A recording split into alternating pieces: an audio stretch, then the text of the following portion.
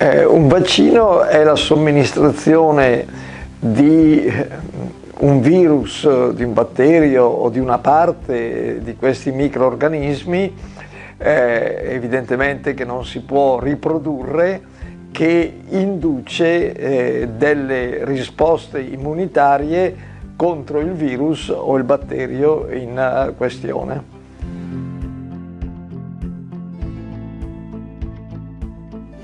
Sono certamente una cura efficace e sicura per molti tipi di malattie, per altri, come per esempio per l'HIV, non si è ancora riusciti a trovare un vaccino.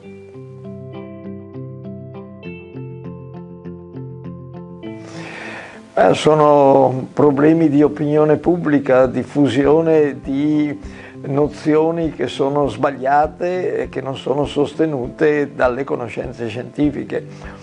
Tutti noi sappiamo ad esempio che il vaccino contro la poliomielite ha indotto una situazione per cui è difficile trovare oggi un caso di poliomielite, mentre prima se ne avevano qualche migliaio solo in Italia.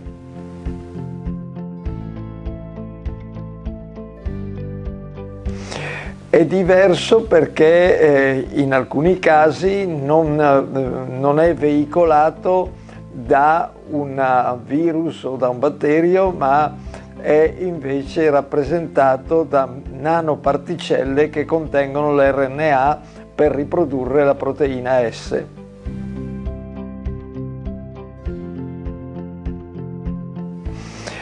Certamente sarebbe auspicabile, perché abbiamo bisogno di avere vaccini per tutti, non soltanto per l'Europa, ma per tutto il mondo, in particolare per le nazioni a basso reddito.